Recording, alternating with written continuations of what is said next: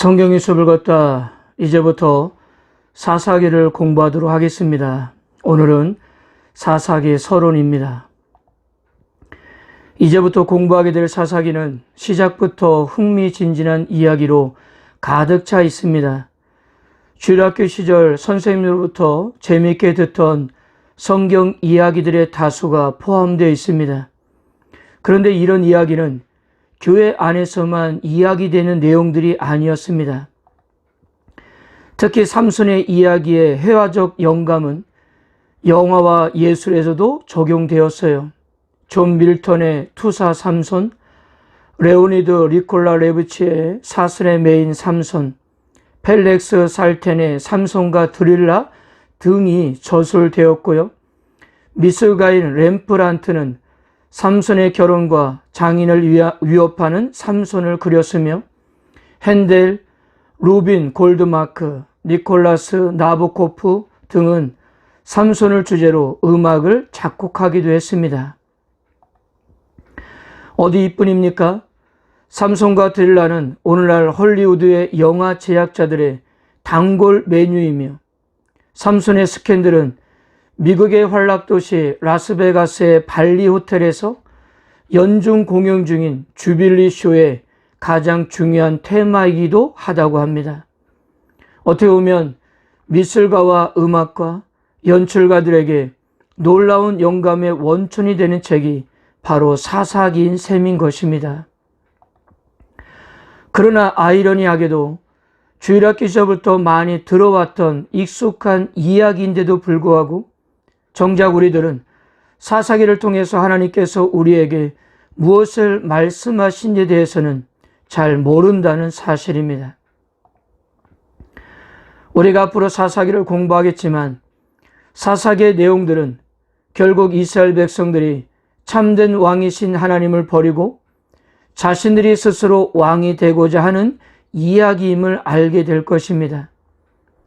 그래서 어느 학자는 사사기의 주제를 이스라엘의 가난화라고 그렇게 말하기도 했습니다. 그럴 정도로 이스라엘 백성들은 가나안 땅에 정착하면서 하나님을 버리고 급속하게 가나안의 문화를 수용하게 됩니다. 그래서 사사기 성경 기자는 사사시대 이스라엘 백성들이 어떤 길을 걸어갔는지 매우 적나라하게 보여주고 폐역한 길을 걸었던 이들이 만들어낸 사회가 어떠했는지를 고발하고 있는 것입니다. 아울러 붙들정 다수의 이스라엘 백성들 모두가 스스로 왕이 되려 했던 이들이었고 자기들의 눈을 세상을 판단하는 절대의 기준으로 삼아 그릇된 길로 걸어갔던 것을 지적하고 있는 것입니다. 그러나 하나님은 끝까지 그들을 포기하지 않으신다는 이야기가 바로 사사기의 내용입니다. 일반적으로 사사기를 기록한 기자를 사무엘이라고 알고 있는데요. 그러나 요즘 대부분은 사사기의 기록이 후대에 가서 기록된 걸로 이렇게 보고 있습니다. 여호수아가 죽고 나서 사사시대 이야기가 펼쳐지는데 연대순으로 사사기가 바로 기록된 것이 아니라 먼 후대에 가서 사사시대에 있었던 이야기들을 하나로 엮어 기록한 책이 바로 사사기였던 것입니다. 자, 사사기를 한눈으로 이해하기 위해서 구절을 살펴보면 이렇습니다. 사사기 1장에서 2장까지가 서론 부분이고 사사기 3장부터 16장까지가 본론인데 바로 이 부분에서 12명의 사사들의 이야기가 소개됩니다. 그리고 사사기 17장부터 21장까지가 결론 부분이에요. 여기에 대해서 내가 왕이었습니다 라는 책을 쓴 이익상 목사님은 이 사사기의 구절을 보따리 형태로 불렀습니다. 정확하게 3분의 2의 내용이 사사들의 이야기인데요. 이 사사들의 이야기를 나머지 3분의 1의 내용이 감싸고 있는 형태이기 때문입니다.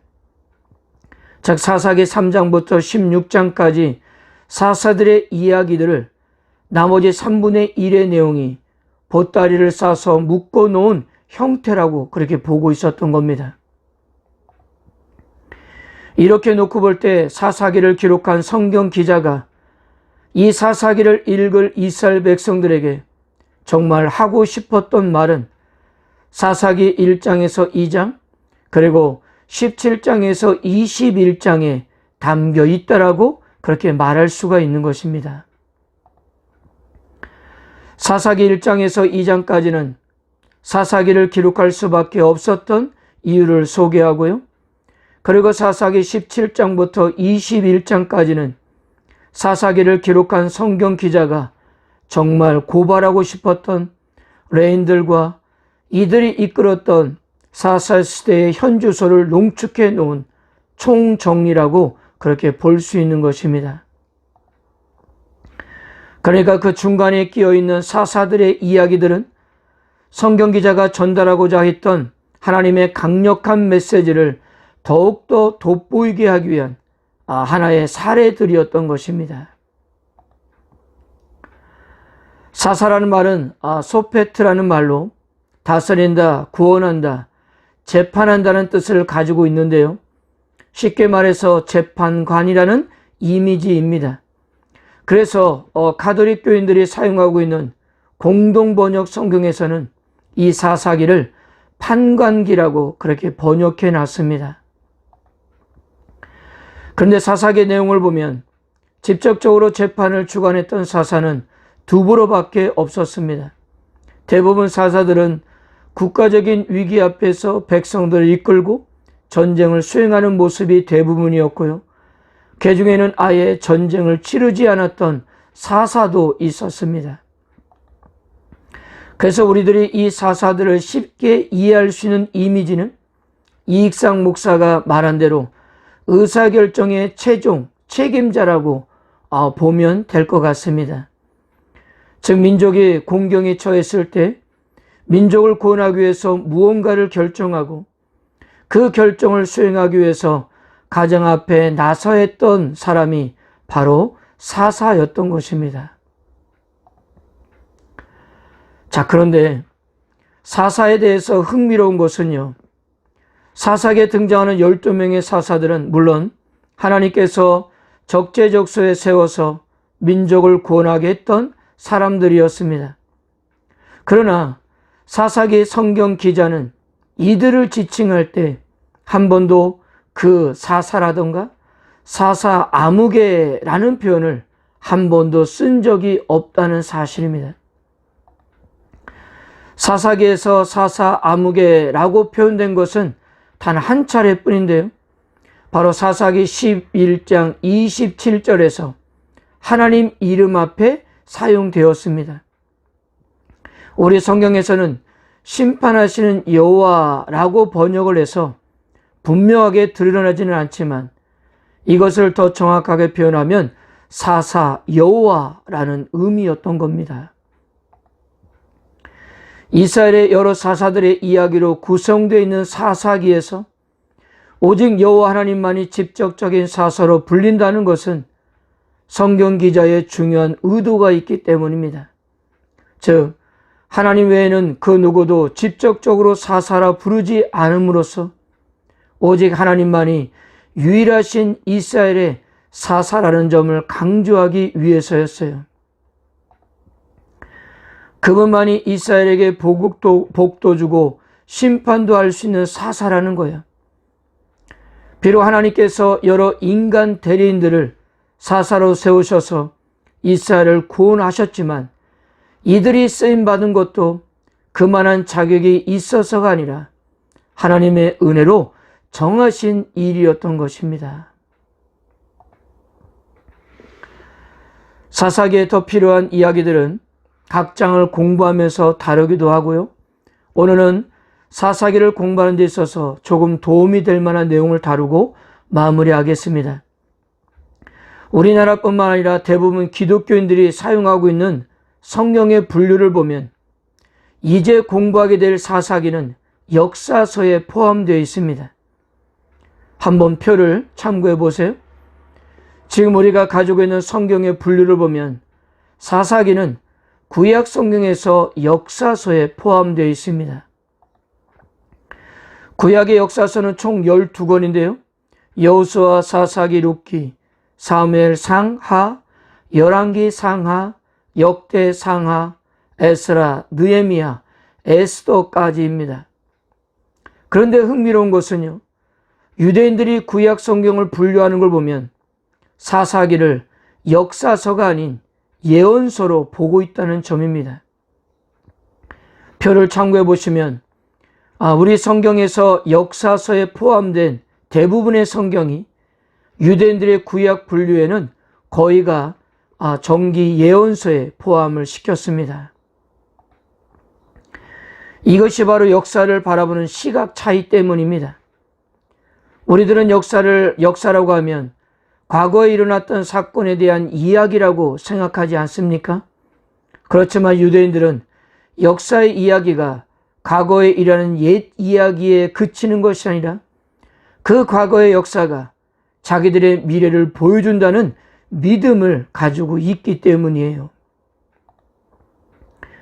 일반적으로 예언이라고 하면 앞으로 무슨 일이 벌어질까 하는 것을 알려주는 것이라고 생각할 수 있는데, 그런데 구약시대의 예언자들은 대부분 율법 교사이자 일종의 역사가들이었습니다.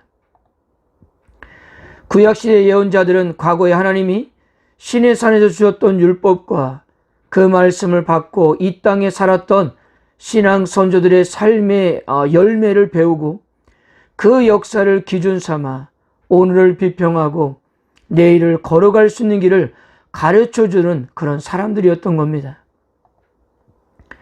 그래서 예언자들의 가장 큰 사명은 사람들의 미래를 가르쳐주는 것이 아니라 여호와 하나님의 눈에 비추어 현실을 직시하게 하는 것이었어요.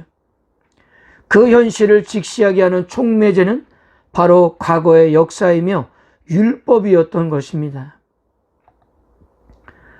그러므로 오늘날 우리들에게도 이 사사기는 단순히 과거의 이야기로 끝나는 것이 아닙니다. 그래서 우리가 사사기를 읽으면서 사사시대에는 사람들이 이렇게 살았구나, 어떻게 하나님을 그토록 쉽게 잊을 수가 있을까 라고 그렇게 끝내시면 안 된다는 거예요. 그 사람들이 살았던 그때의 삶을 날카롭게 비판하고 현재 나의 삶을 직시하고 비교하면서 나는 어떻게 살아가야만 하는가 하는 것을 생각하셔야 합니다. 그렇다면 우리들의 앞날도 어떨지에 대해서 예상할 수 있지 않겠어요? 그래서 사사기는 역사의 기록이면서 예언서라고 그렇게 말할 수가 있는 것입니다.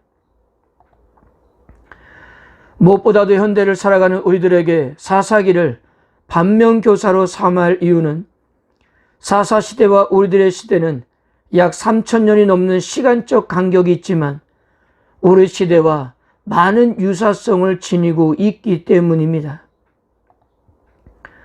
우리가 이미 여호수아서의 마지막 부분에서 이스라엘 12지파들이 하나님께서 맡기신 사명을 끝까지 수행하지 못하는 모습을 보았습니다. 여호수아서를 공부하면서 많이 이야기하지 않았습니까? 가나안 정복 전쟁은 일반적인 전쟁과는 달리 완전히 진멸해야 하는 헤렘 전쟁이었어요. 그러나 이스라엘 12지파 중에서 가장 유력했던 유다 지파와 요셉 지파부터 가나안 사람들을 완전히 몰아내지 못했고 이것은 모든 지파에게도 이어졌습니다. 그래서 이스라엘 백성들은 가나안 땅에 정착하면서 어쩔 수 없이 가나안 사람들과 함께 섞여 살아야 했습니다. 이것이 결국 이스라엘 백성들이 가나안의 문화를 받아들이면서 하나님을 떠나게 되는 계기가 된 것입니다. 왜 그렇게 하나님께서 가나안 족속들을 진멸하라고 하셨던 것일까요? 바로 이러한 이유 때문이었습니다. 그래서 이스라엘 백성들이 매일같이 선택해야 할 일은 하나님을 바라볼 것인가 아니면 그 시대의 가치관을 따라갈 것인가였어요. 오늘날의 언어로 말하자면 세속화의 극치였던 것입니다. 오늘날 우리들도 이러한 시대에 살고 있지 않습니까? 우리들도 매일같이 선택을 합니다. 하나님의 백성으로서 어떤 상황 속에서도 하나님을 바라보면서 하나님께서 원하시는 길을 갈 것인가?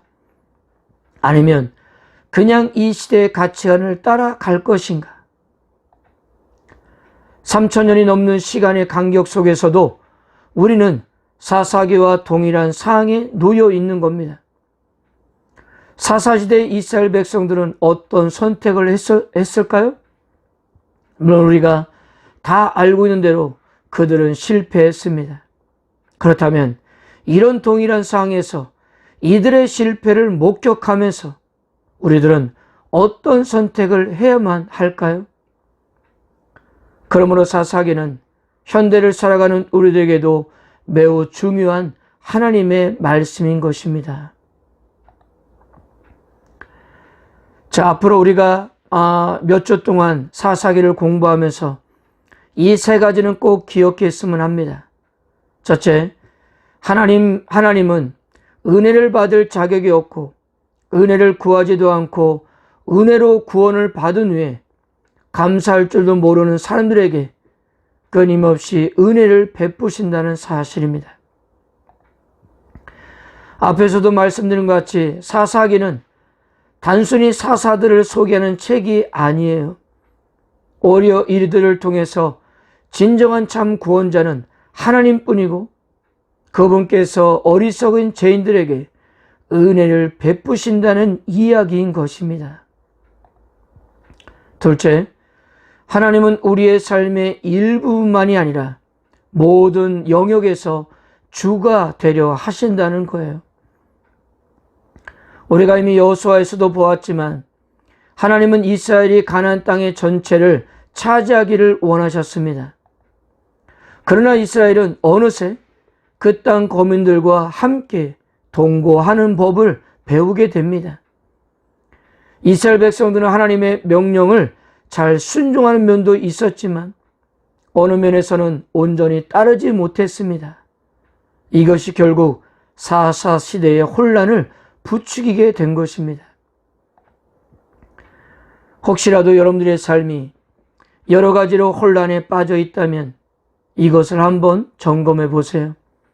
나의 삶의 전부가 아닌 일부만 순종하고 있는지를 말입니다. 사랑하는 성도 여러분, 꼭 기억하세요. 하나님은 여러분들의 모든 삶의 영역에서 주가 되시기를 원한다는 사실입니다. 그리고 셋째로 우리가 사사기를 공부하면서 꼭 기억해야 하는 것은 우리 눈앞에 어떤 일이 벌어지고 있든 하나님이 주관하시고 다스린다는 사실을 믿으시길 바랍니다. 사사기에서 많은 사람들이 실패합니다. 심지어 사사들도 실패를 해요. 어떻게 보면 이스라엘 전체가 실패했다라고 말할 수가 있을 겁니다. 그러나 그들을 향한 하나님의 계획하심과 목적은 절대로 방해되지 않았다는 사실입니다. 마찬가지로 우리의 영원한 구원자도 주님밖에 없다는 사실이에요. 그 주님은 우리의 연약함에도 불구하고 책임지시고 인도하실 것입니다. 앞으로 사사기를 공부하면서 어떤 상황 속에서도 나의 부족함과 연약함 속에서도 언제나 하나님은 신실하시다는 사실을 믿으시고 이스라엘의 실패가 반복되지 않는 우리의 인생들이 되었으면 합니다. 그렇게 승리합시다. 아멘. 성경의 숲을 걷다는 매주 월요일부터 금요일까지 하루에 성경 한 장을 읽고 공부하는 성경 프로그램입니다. 혹시 교재가 필요한 분들께서는 연락을 주시면 남은 여분의 책을 보내드리도록 하겠습니다. 사사기 1장은 다음 주 월요일부터 시작합니다. 감사합니다.